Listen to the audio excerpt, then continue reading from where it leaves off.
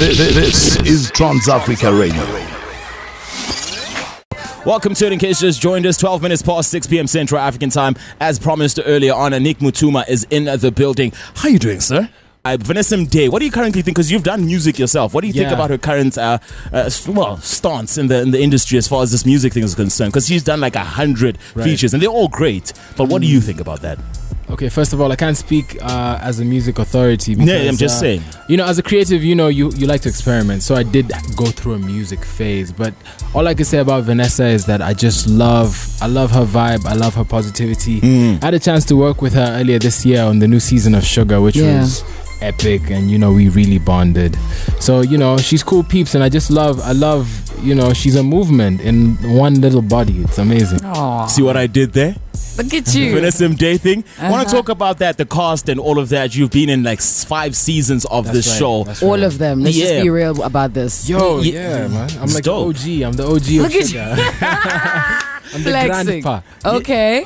It's been an absolute privilege being a part of this show because not only is it a show that's considered cool by young Africans, it's also a show that tackles a lot of social issues affecting young guys. So for me, a show that gives back and teaches young people on things that they're going through is just epic, and I feel we need more shows like that, shows that are not prescriptive.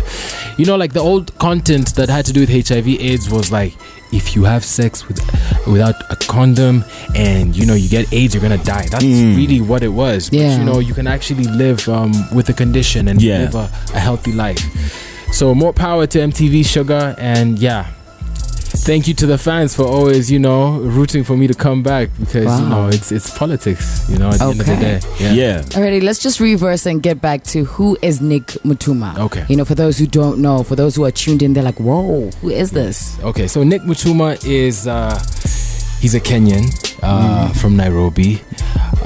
He's an actor first, a creative. I've dabbled in several sects of the art, but film and acting is what I really have a passion for. And I'm just a lover of life, man. I love to travel. I love meeting new people, and it's just all about good vibes, man.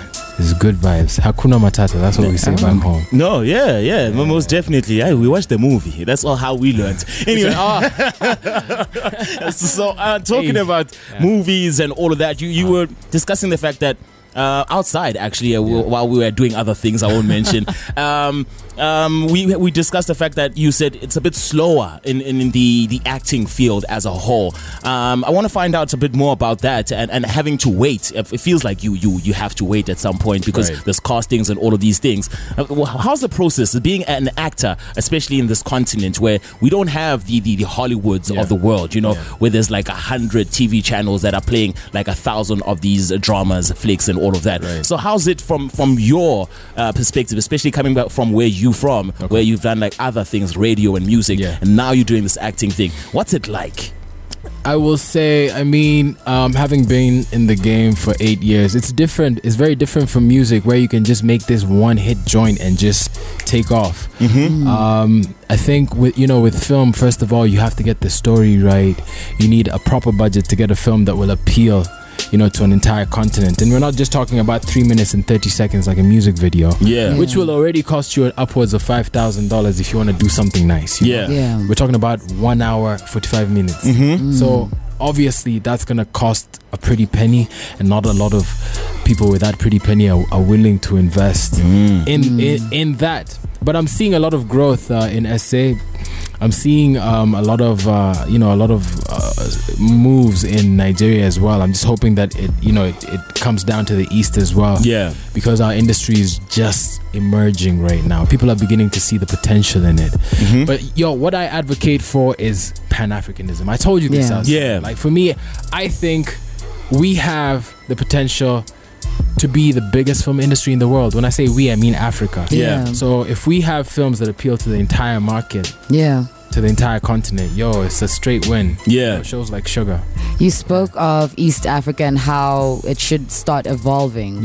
What is the current status now? What's happening there now? The current status, I would say, and as far as films are concerned, You know, like in Kenya last year, we had one film debut in the cinema. That's the reality. One film debut, and this was a film that was supported by, you know, one of those European initiatives. Oh. It did very well, though. Yes, yes, won yes. numerous awards. But like, why not just have a Kenyan film by Kenyans? You know, supported by Kenyans. By Kenyans. Yeah. So that's, you know, I keep trying to tell. First, I need to tell guys to. I mean, Kenya has it going on. You played Kamula earlier. Yeah. You know, like we have the vibe, and I feel like we have a product that can be exported all over the place. Most definitely. It's just, I don't know, there's something not happening. There's something not right there. I think you should start running things as far as the movies and music scene is concerned. That's the plan, man. That's the plan. And you know, I came here to shoot a film. I was featured in a South African film.